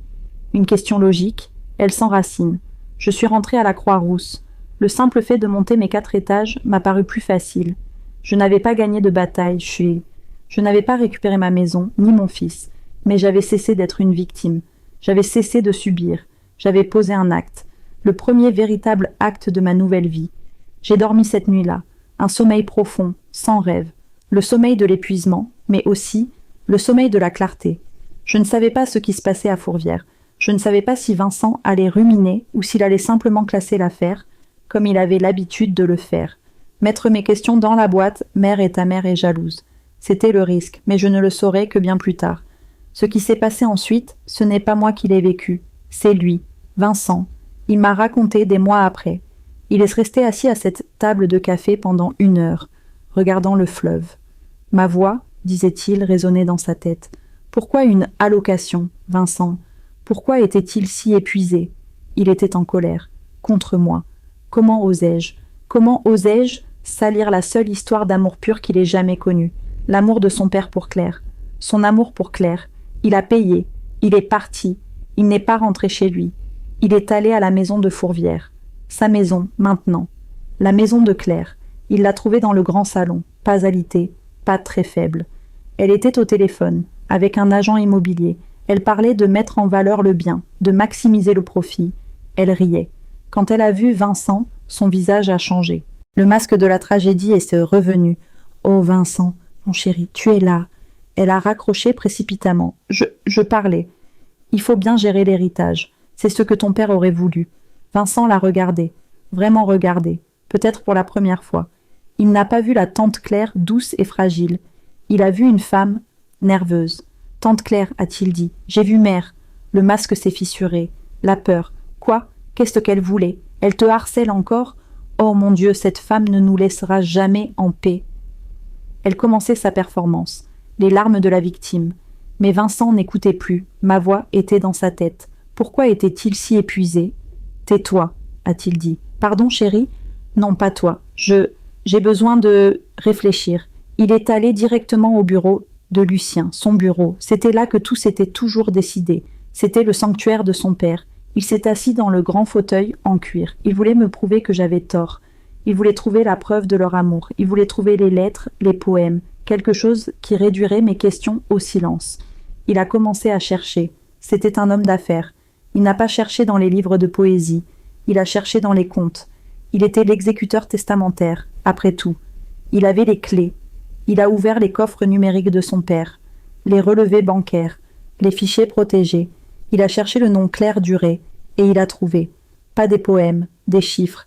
Il a trouvé la première allocation, juste après son embauche. Et puis, le mois suivant, et le suivant. Pendant 30 ans, comme je l'avais dit, le montant n'était pas celui d'une maîtresse que l'on couvre d'or. Ce n'était pas non plus l'argent de poche d'une amie. C'était un montant fixe, précis, calculé, comme un salaire ou comme une facture pour service rendu. Quel service? Garder un enfant? Pendant 30 ans, il a senti un frisson. Puis il a cherché le nom que je lui avais donné. Le moine, rien dans les comptes récents. Il a dû creuser plus loin, dans les archives, les vieux disques durs que Lucien gardait. Il a trouvé un dossier, projet Paris, et il a vu l'association avec Henri Lemoine, le projet qui aurait pu doubler la fortune de son père. Et puis, brutalement, l'annulation. La même année, la même semaine, où Claire avait accidentellement renversé son plateau. Il s'en souvenait, il était petit, il avait trouvé ça drôle. La colère de son père, ce jour-là, il avait cru qu'elle était dirigée contre le pauvre Lemoine, trempé. Mais il se souvenait maintenant, le regard de son père n'était pas sur le moine, il était sur Claire, un regard de haine et de peur. Vincent a eu du mal à respirer. Le conte de fées s'effondrait. Il a continué à chercher. Il ne cherchait plus des preuves d'amour. Il cherchait ce qu'il ne voulait pas trouver. Il a ouvert un autre dossier. Un dossier que son père n'avait jamais voulu qu'il voie. Personnel. Ce n'était pas un journal intime. Lucien n'était pas cet homme-là. C'était un journal de bord. Des notes, courtes, précises. La plupart concernaient les affaires. Mais certaines. C'était venu aujourd'hui. La pression est insupportable. Elle a encore demandé plus. J'ai cédé. Le moine a l'appelé. Il sait, il doit se taire. J'ai payé le moine. Vincent a blêmi. Payer le moine? Payer Claire? Son père, le grand Lucien Morel, n'était qu'un homme pris au piège. Il a continué à lire. Les notes devenaient plus sombres. Elle a parlé à Vincent d'aujourd'hui. Elle lui dit que sa mère était froide. Elle le monte contre Élodie. Je ne peux rien dire. Je ne peux rien faire. Si je parle, tout s'effondre. Le nom, l'héritage. Je suis prisonnier de ma propre vie. Vincent a lâché la tablette. Elle est tombée sur le tapis épais. Il a regardé autour de lui. Le bureau, les livres, les trophées. Tout était un mensonge. Son père n'était pas un dieu. C'était un otage. Et sa tante Claire bien-aimée, était la geôlière. Il a vu une dernière note. La dernière entrée, datée de la semaine avant son hospitalisation. Lucien devait savoir qu'il était faible. La calligraphie était tremblante. Ce n'était pas tapé. C'était scanné. Une note manuscrite. Je n'en peux plus. C'est la fin. Elle veut tout, l'irrégularité de Mâcon. Elle la tient toujours sur moi. L'irrégularité de Mâcon. La ville d'où elle venait. Le crime originel. J'ai payé le prix final, écrivait Lucien. Je lui donne la maison. Je lui donne l'argent. J'achète mon silence éternel. J'espère que cela suffira. Qu'elle laissera mon nom en paix. Et puis, la phrase qui a brisé Vincent. Pauvre Élodie. Elle n'a jamais rien su. Elle a mérité mieux qu'un lâche comme moi. Et Vincent, mon fils, que Dieu me pardonne, que Dieu lui pardonne ce que j'ai laissé faire de lui. Vincent est resté assis. Le soleil s'était couché. Le bureau était dans l'obscurité. Il n'a pas pleuré. Il était au-delà des larmes. Il était vide. Il a compris. Il a compris les 30 ans. Il a compris l'épuisement de son père. Il a compris le silence de sa mère. Ce n'était pas de la froideur, c'était de la solitude d'une femme vivant avec un fantôme. Et il a compris son propre rôle, Le petit soldat, l'idiot utile, le fils aimant qui avait défendu la meurtrière de son père. Pas une meurtrière physique, pire, une meurtrière d'âme. Il a entendu des pas dans le couloir, la porte s'est ouverte, la lumière s'est allumée. Claire. Elle souriait, un sourire inquiet mais faux. « Vincent, chéri, tu es là dans le noir, tu m'as fait peur. » Elle s'est approchée. « Tu travailles trop, comme ton père. » Elle a posé sa main sur son épaule. Il a regardé sa main, la main qui avait pris, et pris, et pris. Pendant 30 ans, il s'est levé, lentement. Il a repoussé sa main, pas violemment, juste avec un dégoût infini. « Vincent, qu'est-ce qui ne va pas ?» Son visage a changé. L'inquiétude est devenue réelle. Elle a vu la tablette sur le sol. Elle a vu le regard de Vincent. Un regard qu'elle n'avait jamais vu. Ce n'était plus son petit soldat. C'était le fils d'Élodie. « Tu... » elle a commencé. « Ne parlez plus, » a dit Vincent. Sa voix était morte. « Ne dites plus un mot. Vincent, je ne comprends pas. L'irrégularité de Mâcon, a-t-il dit. Claire Durée est devenue blanche. Plus blanche que les murs. Plus blanche que la lune. Le jeu était terminé. La chute, le mot était lâché. L'irrégularité de Mâcon. Un nom de lieu, un mot abstrait, mais il a eu l'effet d'une balle. Le visage de Claire Durée s'est décomposé. La pâleur a été remplacée par une rougeur de panique. Je ne sais pas de quoi tu parles, a-t-elle bégayé, reculant d'un pas. Son corps, qui avait joué la faiblesse si parfaitement, était maintenant raide de peur. Vraiment ? La voix de Vincent était un murmure plus effrayant que n'importe quel cri. Il a ramassé la tablette sur le sol. Il a tourné l'écran vers elle, la note manuscrite de Lucien. Y était affichée. Il a tout écrit, Claire. Ce sont les divagations d'un homme malade, a-t-elle tenté. Ton père, il était confus à la fin. Il m'aimait. Il vous haïssait, a dit Vincent, chaque mot précis comme un scalpel. Il vous payait. Il me payait moi, avec vous. Il a payé pendant 30 ans. Non, c'est faux. C'était notre amour. Ta mère, elle t'a menti. Elle t'a retourné contre moi. Elle a essayé de s'approcher de lui, de reprendre son rôle. La tante Claire, aimante. Vincent, mon chéri, c'est moi, c'est tante Claire. Ne me touchez pas, a-t-il dit. Il n'a pas crié, mais le froid dans sa voix l'a arrêté net. Elle l'a regardé, son petit soldat, son fils. Elle a vu dans ses yeux qu'il était parti. Elle ne regardait plus Vincent, son protecteur. Elle regardait Lucien Morel, son ennemi, revenu d'entre les morts, sous les traits de son fils. Et le masque est tombé. La peur a disparu. La faiblesse a disparu. Le visage de la lune blanche s'est durci. La femme fragile de 60 ans s'est évaporée.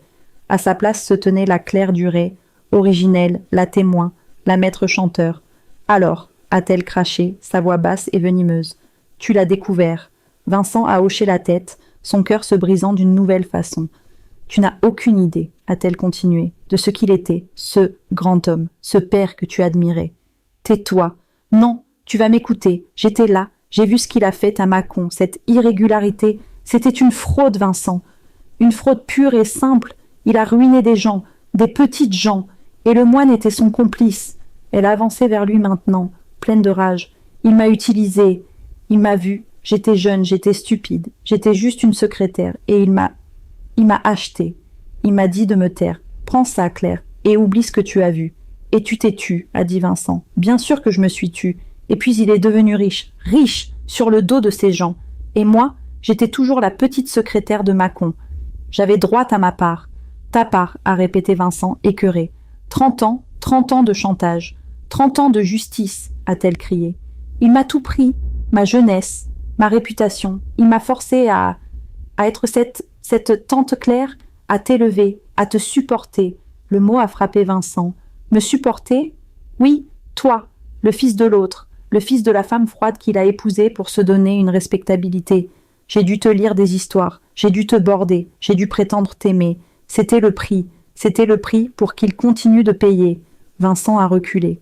C'était pire que tout ce qu'il avait imaginé. Ce n'était même pas une affection tordue. C'était un travail qu'elle détestait. 30 ans, a-t-elle ricané, à jouer la comédie. Pour toi, pour lui. Et à la fin, j'ai gagné. Elle a fait un geste large, englobant le bureau. J'ai tout gagné.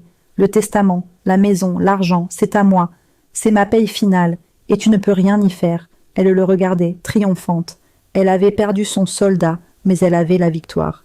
Elle pensait avoir gagné. Et c'est là qu'elle s'est trompée. Vincent la regardait, non plus avec horreur, mais avec une clarté froide. La clarté de sa mère. Tu penses que c'est une victoire. a-t-il dit. Il a sorti son téléphone. Vincent, qu'est-ce que tu fais? Tu as dit que père était un lâche. Tu as raison, c'était un lâche. Il a composé un numéro. Mais il y a une chose que tu n'as pas comprise, Claire. Il était aussi plus intelligent que toi. Quoi? Allô? Maître Dubois? Claire a figé. Oui, Vincent, je sais qu'il est tard. Non, tout va bien, j'ai besoin de vous voir, demain matin, très tôt. Il écoutait. Non, je suis au bureau de mon père. J'ai tout lu. Un silence. Oui, maître, je sais. L'irrégularité de Mâcon. Un autre silence. C'est à propos du testament. Non, c'est à propos de la fondation. En entendant ce mot, le visage de Claire s'est vidé de toute couleur. Fondation? A-t-elle murmuré. Vincent l'a regardé, le téléphone toujours à l'oreille. Oui, maître, je pense qu'il est temps de l'activer. Et je pense qu'il est temps de vérifier la légalité du paiement final pour ce chantage. Il a raccroché. Il a regardé Claire. Quelle fondation? A-t-elle demandé, sa voix un filet d'air. Il n'y a pas de fondation. Il m'a tout donné. Tu te trompes, a dit Vincent. Le testament. Le notaire l'a lu. Il a lu ce que père voulait que tu entendes. Il a lu ton paiement. Vincent s'est approché de la fenêtre. Il regardait Fourvière, mais il ne voyait rien. Tu n'étais pas la seule à être payée, Claire. Maître Dubois l'était aussi, pour rédiger 2 testaments. 2? Un pour toi. Un piège. Un paiement pour 30 ans de chantage. La maison, les liquidités. Assez pour te faire taire. Il s'est retourné vers elle. Et le vrai? Non. Père n'était pas un lâche complet. Il était juste compliqué. Il t'a payé avec ce qu'il pensait être juste. De l'argent sale. L'argent de la façade. La maison est à moi. Peut-être, pour l'instant. Mais la fortune? Vincent a secoué la tête. La vraie fortune. Les actions de la société, les portefeuilles d'investissement, les propriétés à l'étranger. Tout ce qui comptait vraiment. Où a-t-elle halté? Il a tout transféré, il y a des années, petit à petit, dans un endroit où tu ne pourrais jamais le toucher. Où? Dans la fondation Élodie Morel. Claire s'est effondrée. Pas une crise d'angoisse simulée, un véritable effondrement. Elle est tombée sur le fauteuil de Lucien. Élodie? Oui, ironique, n'est-ce pas? A dit Vincent sans la moindre trace de sympathie. Il a utilisé le nom de la femme qu'il a trahie pour protéger son héritage de la femme qu'il a détruit. Ce n'est pas légal. Oh, c'est parfaitement légal, Maître Dubois l'a confirmé. C'est un trust caritatif, géré par un conseil d'administration. Et devine qui est la présidente d'honneur? Claire le regardait, les yeux fous. Ma mère. La femme à qui tu as volé 30 ans de sa vie, c'est elle qui contrôle tout maintenant, sans même le savoir. Non, non, non, non. Tu n'as rien, Claire, a dit Vincent. Tu as cette maison, ce mausolée, et tu as les liquidités. Mais la fortune, l'Empire Morel, il est à elle, il est à la fondation Élodie Morel. Il m'a piégée, a-t-elle murmuré. Il t'a payé, a corrigé Vincent. Il t'a payé pour ton silence. Et maintenant, le silence est tout ce qu'il te reste. Et toi, a-t-elle sifflé, essayant de trouver une dernière prise. Tu n'as rien non plus. Tu es le fils. Mais tout est à elle. Tu as raison, a dit Vincent. Je n'ai rien, sauf la vérité. Il l'a regardée une dernière fois. La femme qui avait été sa tante. Elle n'était plus qu'une étrangère. Une criminelle pathétique, assise dans une maison qui n'était qu'une cage dorée. Maître Dubois va s'occuper de tout. Je suis sûre qu'il y aura des questions sur la légalité de ce testament, maintenant que le chantage est avéré. Il a suggéré, froidement, peut-être même que la maison ne sera pas à toi finalement. Il s'est dirigé vers la porte. « Vincent !» a-t-elle crié. « Ne me laisse pas, s'il te plaît. J'ai été bonne pour toi. Je t'ai élevé. »« Adieu, Claire !» a-t-il dit, sans se retourner. Il a fermé la porte du bureau, il a traversé le grand hall de marbre. Chaque portrait de famille au mur semblait le regarder. Il est sorti de la maison. L'air frais de Fourvière l'a frappé. Il était libre. Son père était un lâche et un criminel. Sa mère de substitution était une maître chanteur. Il n'avait pas d'héritage. Il n'avait pas d'argent. Il n'avait pas de nom. Il n'avait que la vérité. C'était horrible. Et c'était la seule chose qui comptait. Il est monté dans sa voiture. Il n'a pas conduit vers son propre appartement. Il a traversé la Saône.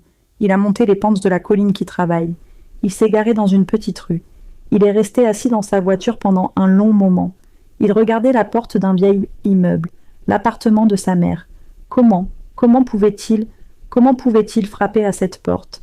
Comment pouvait-il regarder la femme dont il avait nié la douleur, la femme qu'il avait accusée de froideur, alors qu'elle était la seule à brûler de vérité? Mère, a-t-il murmuré dans le silence de la voiture, pardonne-moi.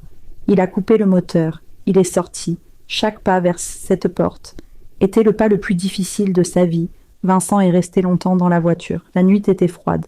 La colline de la Croix-Rousse était silencieuse. C'était une colline qui travaillait, mais maintenant, elle dormait. Il regardait la porte de mon immeuble, cette porte. Elle représentait tout ce qu'il avait rejeté. Elle représentait la vérité qu'il avait refusé de voir.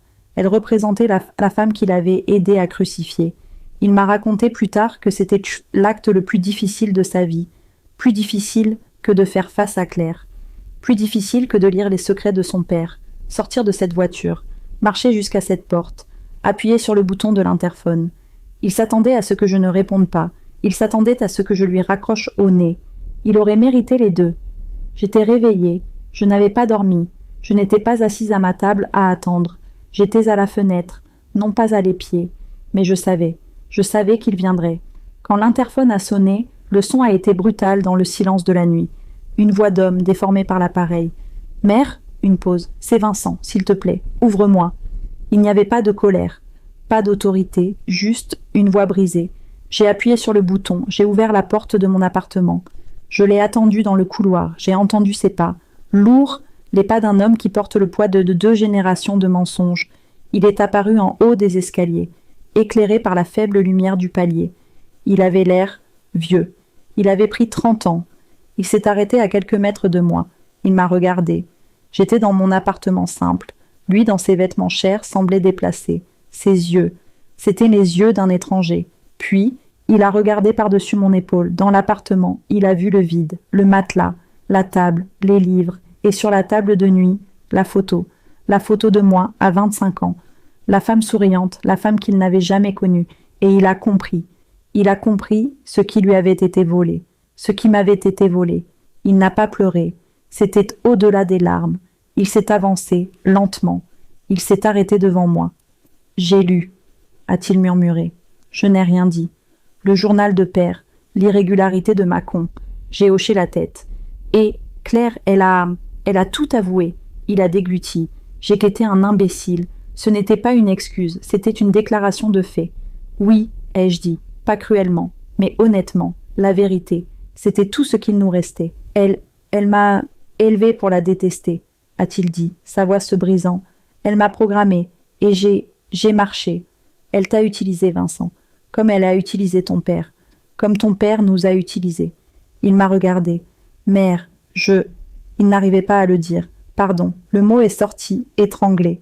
Il s'est effondré, pas physiquement, mais son âme, je l'ai regardé. Mon fils perdu, mon fils retrouvé. Je n'ai pas ouvert mes bras. Je n'ai pas dit « je te pardonne ». Ce n'était pas si simple. Ce n'était pas à moi de le faire. Ce n'est pas à moi que tu dois pardonner, Vincent, ai-je dit doucement. Il a levé les yeux, confus. Ce n'est pas moi que tu as trahi, au final, c'est toi-même. Je me suis retournée et je suis entrée dans l'appartement. Je l'ai laissé sur le palier. Il avait le choix. Partir ou entrer. Il est entré. Il s'est assis sur la seule chaise. Je suis restée debout. Il m'a tout raconté.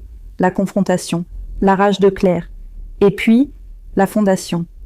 La fondation Élodie Morel, a-t-il dit, le nom sonnant comme une absurdité sur ses lèvres. J'ai écouté. Et je n'ai pas ri. Je n'ai pas pleuré. J'ai ressenti une tristesse infinie. Lucien. Même dans la mort, même dans son acte final de justice, il m'avait encore utilisé. Il n'avait pas créé la fondation Vincent Morel, ni la fondation Lucien Morel. Il avait utilisé mon nom, Élodie Morel, le nom de la femme stable, le nom de la femme honnête, le nom de la femme au-dessus de tout soupçon. Il m'avait utilisé une dernière fois, comme son dernier bouclier, le bouclier ultime pour protéger sa fortune de sa maître chanteur. Il m'avait remplacé, encore, non pas par une maîtresse, mais par une idée, l'idée de ma propre dignité. Alors, ai-je dit, il m'a transformée en œuvre de charité. Vincent m'a regardé, choqué par mon manque d'enthousiasme. Mère, tu as tout, tu contrôles tout. Je ne contrôle rien, Vincent, et je ne veux rien. J'ai regardé la photo de moi, à 25 ans. Ton père s'est perdu en essayant de sauver son nom. Claire s'est perdue en essayant de voler sa fortune. J'ai regardé mon fils de 35 ans, qui avait l'air d'un enfant perdu. Ne te perds pas en essayant de gérer les restes de leur guerre. Mais l'argent, le pouvoir, c'est à toi. Non, ai-je dit, c'est à la fondation, ce n'est pas à moi. Je ne suis qu'un nom sur une plaque. Que veux-tu que je fasse? Toi, tu vas faire ce que tu aurais dû faire depuis le début. quoi? Tu vas trouver qui tu es, sans son nom, sans son argent et sans elle. Je lui ai tendu les clés de ma propre libération. Cette fondation, ai-je dit, c'est ton épreuve. C'est l'héritage de ton père. Pas l'argent, l'erreur. Tu peux la réparer. Comment? Utilise-la. Utilise cet argent, cet empire construit sur un mensonge. Et fais quelque chose de bien. Rends-le. Répare Mâcon. Répare ce que tu peux. Et toi? Moi? J'ai souri, un vrai sourire, peut-être le premier depuis 30 ans. Moi, Vincent, je n'ai plus besoin de rien. Aïe, les mois qui ont suivi ont été bruyants, mais le bruit était loin. Maître Dubois et Vincent ont géré l'épave. Le testament en faveur de Claire a été invalidé. La preuve du chantage était irréfutable. La fondation Élodie Morel a été activée. La maison de Fourvière, elle a été vendue. Tout le faste de cette vie a été liquidé. Claire Duret, elle n'a pas été en prison. L'irrégularité originelle était trop vieille, prescrite. Mais elle a tout perdu. L'argent, la maison et Vincent. Elle est retournée dans l'obscurité. Elle est retournée à Mâcon, dit-on. Elle est redevenue ce qu'elle avait toujours été. Un témoin silencieux d'une vie qu'elle n'a jamais eue. Vincent Chipati, il a pris la fondation. Il a travaillé. J'ai entendu dire qu'il avait créé un fonds pour les familles ruinées par des fraudes financières. Il avait commencé à Mâcon. Il ne m'a pas appelé. Je ne l'ai pas appelé. Il n'en avait pas besoin. Il était enfin en train de devenir lui-même. Pas le fils de Lucien. Pas le chéri de Claire. Juste Vincent. Et moi, je suis restée à la Croix-Rousse. Mais je n'étais plus dans le petit appartement. J'ai loué un endroit plus grand, avec un balcon, surplombant la Saône. Je n'ai pas touché à l'argent de la fondation. J'avais ma propre vie.